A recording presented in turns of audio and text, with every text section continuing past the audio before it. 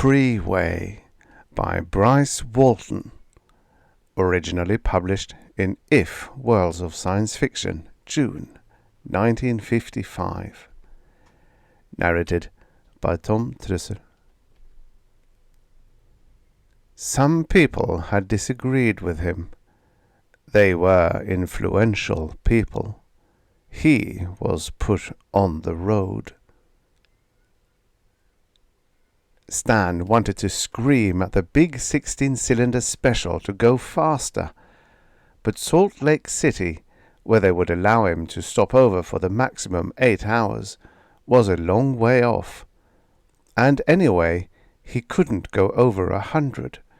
The special had an automatic cut-off. He stared down at the super 10-lane freeway down the glassy river, plunging straight across the early desert morning, into nowhere. That was Anna's trouble. His wife couldn't just keep travelling, knowing there was no place to go. No one could do that.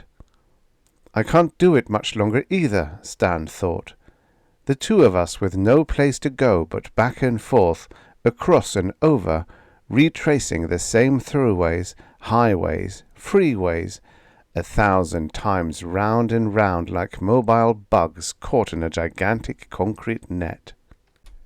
He kept watching his wife's white face in the rear-view mirror. Now there was this bitter veil of resignation painted on it. He didn't know when the hysteria would scream through again, what she would try next, or when. She had always been highly emotional, vital, active, a fighter. The special kept moving, but it was still a suffocating cage. She needed to stop over somewhere, longer, much longer than the maximum 8 hours. She needed treatment, a good long rest, a doctor's care. She might need more than that. Complete freedom, perhaps. She had always been an all-or-nothing gal, but he couldn't give her that. Shimmering up ahead, he saw the shack about 50 feet off the freeway, saw the fluttering of colorful hand-woven rugs and blankets covered with ancient Indian symbols. It wasn't an authorized stop, but he stopped. The car swayed slightly as he pressed the hydraulic. From the bluish haze of the desert's tranquil breath, a jackrabbit hobbled onto the freeway's fringe. It froze. Then with a squeal it scrambled back into the dust to escape the thing hurtling toward it out of the rising sun. Stan jumped out. The dust burned. There was a flat, heavy violence to the blast of morning sun on his face. He looked in through the rearview window of the car. "You'll be okay, honey." Her face was feverish. Sweat stood out on her forehead. She didn't look at him. "It's too late," she said. "We're dead, Stan. Moving all the time, but not alive." He turned. The pressure, the suppression, the helpless anger was in him meeting the heavy hand of the sun. An old Indian, wearing dirty Levi's and a denim shirt and a beaded belt, was standing near him. His face was angled, so dark it had a bluish tinge. "Blanket, rugs, handmade, real Indian stuff." "My wife's sick," Stan said. "She needs a doctor. I want to use your phone and call a doctor. I can't leave the freeway." This was the 4th unauthorized stop he had made since Anna had tried to jump out of the car back there, when it was going 100 miles an hour. The Indian saw the special's license. He shrugged, then shook his head. "For God's sake, don't shake your head," Stan yelled. "Just let me use your phone." The Indian kept on shaking his head.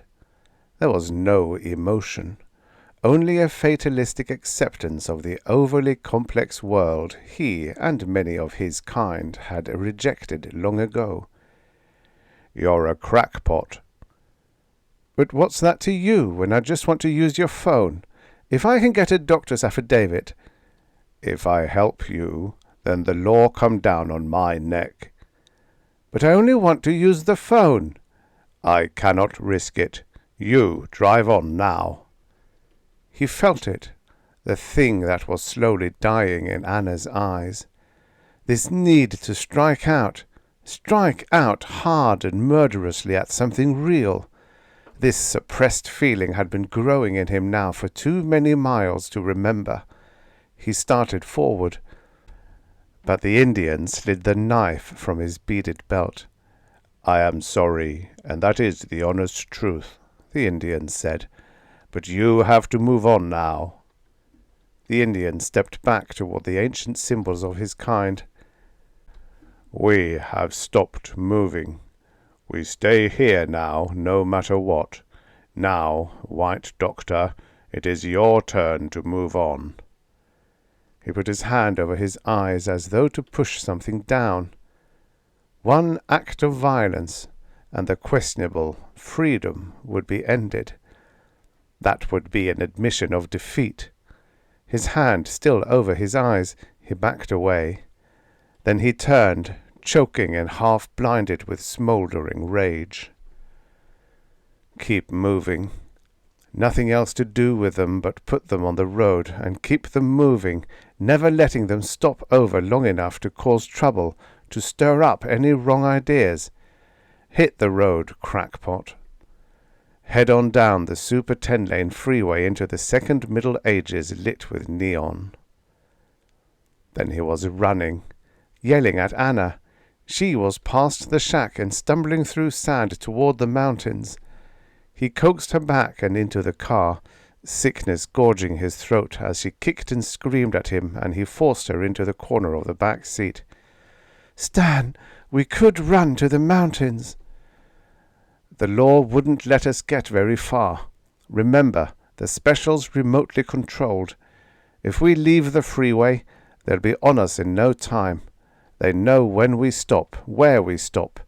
They know if we leave the freeway." "But we would have tried." "They're just waiting for us to do something legally wrong so they can put us away, honey. We can't let ourselves be goaded into doing anything legally wrong." "Stan," she was shaking her head, and her eyes were wet. "Can't you see? Can't you see? What they do to us doesn't matter now. It's what we do or don't do." When she quieted down a little, he got back under the wheel. Within 100 feet, the special was going 85 miles an hour. The thing he had to hold on to hard was the fact that they had never really done anything wrong. Anna needed a good long rest so she could regain the proper perspective. The higher court itself had said they hadn't done anything wrong. There were thousands now on the freeways.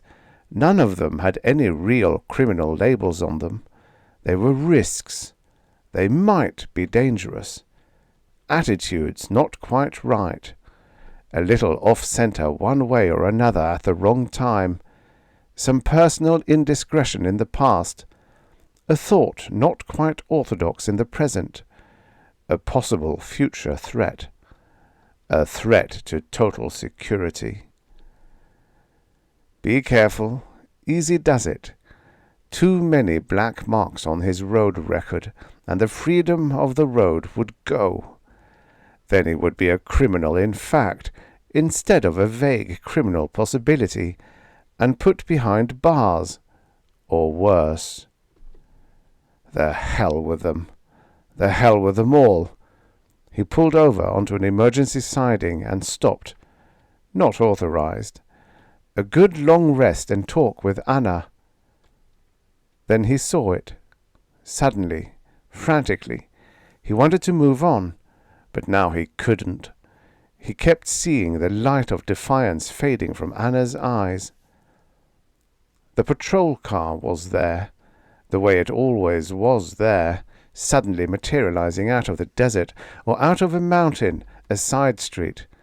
Sometimes it was a helio dropping out of the sky. Sometimes it was a light flashing in darkness. Every official of the law, city, county, state, or federal, had a full record on every special. They could control them at will, stop them, start them, keep them moving down the line. Jails of the open road, mobility lending to incarceration a mock illusion of freedom. Open sky, open prairie, the freeway stretching ahead, and the patrol car coming up behind. The patrol car stopped. The two patrolmen in black and gold uniforms looked in at Stan. "Well, Egghead," the older, beefy one said, "it was nice of you to stop without being asked. A fellow named Ferretti back at Snappy Service No. 7 said you might be a troublemaker. We thought we ought to check up." Stan said, "I wanted to use his phone to try to get a doctor to examine my wife. She's ill. She needs help, and I've been trying—" Without turning, the older patrolman interrupted. "Larry, what you got on the philosopher here?" The younger patrolman, who had a shy, almost embarrassed air about him, looked into his black notebook. "He isn't a philosopher. Not officially, Leland. Every crackpot we stop, you figure him to be a philosopher. You just hate philosophers, that's all." "Well, that's a fact, boy." When he took the cigar out of his mouth, the corners of his mouth were stained brown. "My kid got loused up plenty by a philosopher in high school last year. I raised a squawk and got the crackpot kicked out. I also got 3 others booted out for hiring him in the first place. I found out he was a lousy atheist." The patrolman put the cigar back into his mouth. "What have you got on him, Lieutenant?" "Stanley L. Morrison, B.A., Drake University, Class of 55, Doctor of Philosophy, Drake University, 1957. Federal employee, 1957 to 59. Dropped from federal employment January 1959. "What for, Lieutenant?" "For excessive political enthusiasm for the preceding political party in office." The lieutenant looked up almost apologetically. "Looks like he was unfortunate enough to have been on the wrong side of the fence when the independents were elected." "These guys are dangerous, no matter what side they're on. A crackpot shouldn't be on either side. Well, Lieutenant, what else?" "Professor of Nuclear Physics, Drake University, 1960 to 62. Dismissed by Board of Regents May 31. Charged with private thought inconsistent with the policies of the university. Special inquiry August 5. Dismissal sustained. Was put on the road as a permanent risk to security February 3, 1963. He's been on the roads for 1 year and 3 months. Stan forced quiet into his voice. "My wife's sick. If I could get a doctor to examine her, I'm sure I could get a permit to lay over somewhere so she can get rest and proper treatment." "Only 8 hours, the beefy one said. "That's the limit. And you're not supposed to have stopped here at all, or back at the Indians." "I know," Stan said, "but this is an emergency. If you could help me—" The beefy one grinned into the back seat. "That might be all that's bothering the Mrs. Egghead. She ain't getting the proper treatment, maybe." Easy does it. In the rear-view mirror he could see that what the patrolman said had brought a flush of life to her face. She was rigid now, and then suddenly she screamed. "Stan! For God's sake, Stan, don't take any more from the simian!" "Let's go," the young lieutenant said quickly. "We've got the report and we'll forward it. There's no call to bait them." "Shut up," the beefy one said. "Don't tell me to shut up," the lieutenant said. He put his notebook away. "This man's never committed any crime. That's why he's on the road. They didn't know what else to do with him. We're supposed to keep them moving, that's all, not hold them up because of personal vindictiveness." The beefy one's face was getting red. "Don't use your big words on me, boy. I'll send you back to college." "He's getting punishment enough. You've got nothing against him, or the woman." The beefy one took a deep breath. "Okay, Lieutenant, but I'm going to drop a few words in the right place. I guess you know how the Commissioner feels about crackpots." "I don't give a damn. Come on, let's get out of here." The lieutenant looked at Stan a moment. "You'd better move on, Doctor." "Thanks," Stan said. "At the next snappy service, maybe you can phone. That's an hour's authorized stop for specials. There's a government project in the hills nearby. You might be able to contact a doctor there." The sage spread out to a blur. Heat wavered up from the freeway. In the rearview mirror he saw Anna leaning back, her legs stretched out, her arms limp at her sides. She wasn't thinking about this with an historical perspective. That was a trouble. She had lost the saving sense of continuity with generations gone, which stretched like a lifeline across the frightening present. Keep the perspective. Wait it out. That was the only way. This was an historical phase, part of a cycle. Stan couldn't blame anyone. Anxiety, suspicion of intellectuals and men of science, as though they had been any more responsible really than anyone else. Suspicion and fear. There always had to be whipping boys. In one form or another, he knew, it had happened many times before. Another time of change and danger. There was a quicksand of fear under men's reasoning. When things were better, they hadn't remained better. When they were bad, they couldn't stay bad. Wait it out. One thing he knew, neither he nor any other scientist could detach himself from life. The frightened policemen of the public conscience had made the mistake of thinking they could detach the scientist.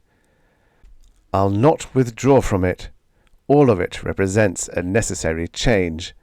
If not for the immediate better, then I'll be here for the immediate worst, which will some day change into something better than ever." But Anna's tired voice was whispering in his ear. "First of all, we're individuals, men, women. We've got to fight back." "At what? Ourselves?" A sign said, "Hal's Snappy Service, 27 miles. She's right, he thought, and started slowing down. This is it. He wasn't going any farther until Anna was examined, and he was given an okay to stop somewhere so she could rest. It was a dusty oasis, an arid anachronism on the desert's edge. Beyond it, the mountains blundered up like giants from a purplish haze, brooding and somehow threatening. Groves of cottonwoods could be seen far ahead, and sprinklings of green reaching into the thinning sage. The old man shuffled out of the shade by the Coke machine. Behind him, through dusty glass, Stan saw the blurred faces staring with still curiosity. The old man hesitated, then came around between the pumps to the driver's side. He was all stooped bone and leathery skin. His face, Stan thought beneath a rising desperation, resembled an African ceremonial mask. To the left, a 62 Fordster was cranked up for a grease job, but the only life around it was a scrawny dog lying out flat to get all the air possible on its ribby body, its tongue hanging out in the black grease. "The car's okay," Stan said. "I just want to use your telephone." "Dr. Morrison, you'd better go on to Salt Lake City. That's an 8-hour stopover." "My wife needs a doctor's okay for a long rest. I can't take a chance on going clear to Salt Lake City." "But this is only an hour stop." Stan got out and shoved past the old man. Heat waves shivered up out of the concrete and through the soles of his shoes. The heat seared his dry throat and burned his lungs. Anna wasn't even looking. She seemed to have forgotten him. Almost everyone had forgotten him by now, he thought. Forgotten Dr. Stanley Morrison, the man who had never been afraid to speak out and say what he thought, and think what he wanted to think. 15 months with never more than an 8-hour stopover. Thought and self-regard frozen by perpetual motion and shriveled by consequent neglect. Only the old man remembered. That was odd. A man stepped into the doorway. He was lean and powerful, with a long, gaunt, chewing jaw like that of a horse. His eyes were small and black, and he was grinning with anticipation. Stan felt his stomach muscles tighten. Behind the man, Stan saw the kid, almost as tall as the man who was obviously his father, but rail-thin, like an emaciated duplicate of the man, a starved, frustrated shadow, grinning and feverishly picking at a pimple under his left ear. He carried a grease gun cradled in his left arm as though it were a machine gun. "I'd like to use your phone, please," Stan said. "My wife's ill. I want to phone the government project and see if I can get a doctor over here to look at her." "What seems to be troubling the missus?" "I don't know." "Then how do you know it's a serious sickness, crackpot?" "Just let me use the phone. Will you do that?" "They phoned in ahead, crackpot. Said you might be a troublemaker." "I don't want to make any trouble. I just want to use the phone." "Why?" "Even if the doc came over, you wouldn't be here. He can't get here inside an hour. That's all the longer you can stay here. You got to move on." "I'm coming in to use the phone," Stan heard himself saying. He fought to keep the breathiness out of his voice, the trembling out of his throat. "I don't guess I'd want to have it said I was coddling a crackpot." "I never caused you any trouble." "You helped build hell bombs," the man said. He took the toothpick out of his mouth. "You crazy bastards got to be kept moving along the road." "How do you know what I did or didn't do?" "You're a crackpot." "I never helped build any kind of bomb," Stan whispered. "But even if I did—" "You're one of them nuclear physicists." "I was an instructor at a university. I taught at a government school once too, for a while." He stopped himself, realizing he was defending himself as though somehow he suspected his own guilt. "You taught other guys how to build hell bombs. Who needs you and your kind, crackpot? We need your brains like we need a knife in the back." Stan lunged forward. The kid yelled something in a high, cracked voice as Stan lashed out again. He felt his knuckles scrape across hard teeth. Blood leaped from the man's upper lip in a thin crimson slash. His eyes widened with a grudging respect. Then he snarled through the blood as he stumbled backward and off balance. He fell against the window, and trying to regain his balance, reeled and went down in a welter of empty gallon oil cans. He gathered himself for an upward lunge. Through the blood staining his teeth, he muttered, "By God, crackpot, I didn't think you had the guts." Stan glanced out the window and saw that Anna was gone from the car.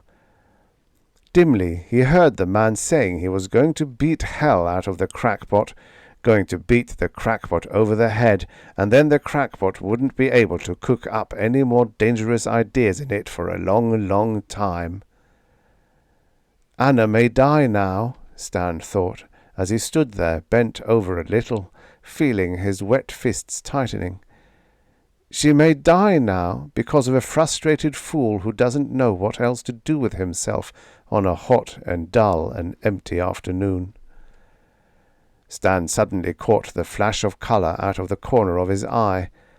He twisted, not thinking at all, and felt his fist sink into the kid's stomach. The kid fell, curled up among the empty oil cans.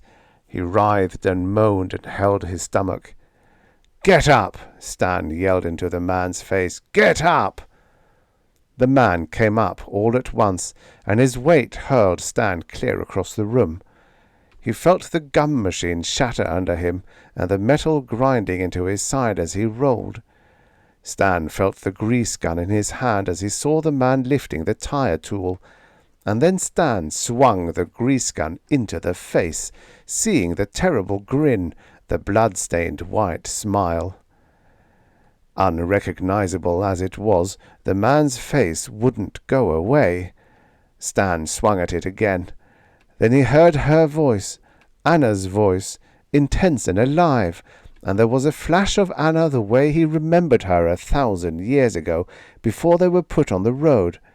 She was tearing at the man's face with her fingernails and kicking him savagely. Stan had the man's shirt collar, and it was ripping under his fingers as he slammed the head against the concrete floor. The thudding rhythm was coming up through his arms and throbbing behind his eyes. Like drums, he thought, as a sickening light flashed on the dusty glass, like primitive war drums beating out a dance of tribal doom. Suddenly feeling sick and weak, he stood up and walked stiffly out into the sun. He leaned against the side of the building, trying to keep from retching. Anna touched his arm, and he looked up, half blinded by the glare of the sun. Her face was flushed and alive. She seemed 10 years younger. "Don't be sorry," she said. "Be glad, Stan." "They broke us," he whispered. "We've crawled into the cage." "It doesn't matter, Stan. It doesn't matter what they do to us now. It's something to admit you're human, isn't it?" She was partly right, at least. He felt both glad and sad, but in either case it was the end of the road. He saw the old man lowering the hood of the special. He ran back between the pumps carrying a metal toolbox. "I've fixed it," he said, breathing heavily. "Now get out of here. Push it to the limit. I broke the cut-off too. Hurry it up." "But what's the use?" Stan said. "They'll get us sooner or later." "They're not going to get you now, not if you stop reasoning everything out as though it were a problem in calculus. I've cut the remote control off, and the radar and radio. They won't know where you are. I've changed the license plate too. But hurry out of here before Hal or his kids start phoning." "But being on the freeway," Stan said. "They'll catch up with us. What's the use?" "Stan," Anna said sharply, "can't you see? We're getting away." "I don't want to run away from it," Stan said. "You're not running away from anything," the old man said. "You'll find out. Follow my directions and you'll find out. You're not running away. You can get out of the floodwater for a while. Sit on the bank until the water drops and clears a little." Stan looked into the old man's face a long moment. "Who the hell are you, anyway?" "That doesn't matter, Dr. Morrison. Now will you get out of here? Move on down the road." Stan finally nodded and took Anna's arm, and they started toward the special. "All right, but what about you?" he asked the old man. "I'll make out. You just be concerned about yourself, Dr. Morrison. This isn't the first time I've helped someone off the road. It won't be the last time either, I hope." He waved to them as the special, without any limit to its speed now except the limitations of a driver's nerve, roared away toward the mountains. Now the special became anonymous on the freeway, one of countless cars hurtling down the super 10-lane freeway, its license changed, its control and checkers cut off, its sovereignty returned to it by a nameless old man, a box of wrenches, and a roll of wire. 300 miles farther on, the freeway began a long banked curve, a thick wall of cottonwoods Willows and smaller brush lined the side where a creek rushed out of a cleft in the lower hills and ran along the freeway's edge. Stan started to slow down. "There, that's it," Anna said, pointing excitedly. "The big rock, the 3 tall trees. There, between the rock and the tree. Turn, Stan, turn!" "But there isn't any road. There isn't—" "Turn!" Stan turned. He blinked as the special roared off the freeway and smashed through a solid wall of leaves, branches, and brush. Then they were on a narrow, winding dirt road, dipping down into the stream where a foot of water ran over stones to create a ford. It twisted up the other side, around the creek's edge, over stones and gravel, twisting tortuously upward and out of the sight like a coiled rope. "Go on, Stan! Keep going!" Stan kept going. It demanded all his power of concentration just to stay on the road, which was hardly more than a pathway through the rising mountains. He had no time to think and had very little to say. Some 150 miles farther into the mountains, at an altitude that bit into their lungs, they saw the marker almost buried in rocks at the left of the road, the place where the old man had told them to stop and wait. But they didn't have to wait. A man, lean and healthy for his age, which must have been at least 60, Stan thought, stepped from behind a rock and came toward the special. He was smiling, and he extended his hand. "Dr. and Mrs. Morrison," he said. Anna was already out of the car, shaking his hand. Stan got out. He took a second look, then whispered, "Dr. Bergman!" The man wore Levi's and a mackinaw, and he carried a rifle slung under one arm. "I wasn't expecting you to recognize me," he said as they shook hands. "I've lost about 35 pounds. He smiled again. "It's healthier up here." He walked around to the driver's side and opened the door. The motor was still running. Stan realized then what Bergman was doing, and for some reason, without definition, he started to protest. Bergman was setting the automatic clutch and releasing the brake. The special started moving up the road, but there was no one inside to turn the wheel when it reached the hairpin turn about 50 feet ahead.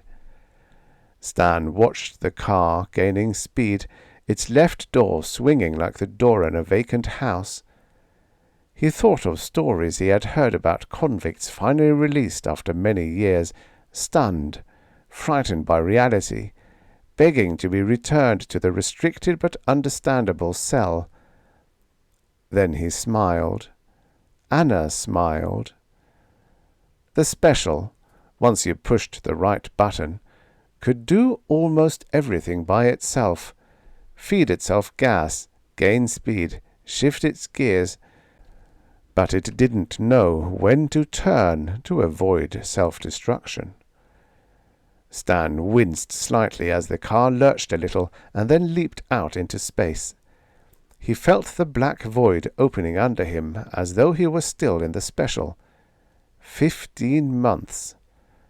His ears were filled with a sudden screeching whine of the wheels against unresisting air. Then the world seemed to burst with a thundering series of solid smashing roars which were quickly dissipated in the high mountain air. Dr. Bergman went over to the edge and looked down. "That's the 10th one," he said. "We're going to send a work party down there in a few days to cover it all over with rocks. Still, I doubt if we have to worry about them spotting the wreckage." He turned. "Well, let's start hiking. It's still a few miles." "Where?" Stan asked. "I've gone along this far. I've had no choice. But now, what's it all about?" "Didn't the old man tell you?" "No." "Just remember, Morrison, we're not running away. This is an old Mormon trail. A lot of the old pioneers took it. That marker says that the Williams Connor party camped here and was massacred by Indians in 1867. There's an old Indian city at about 3,000 feet. I guess we're the first ones to use it for maybe 1,000 years. We've got an archaeologist up there, Michael Hilliard, who's been going slightly crazy.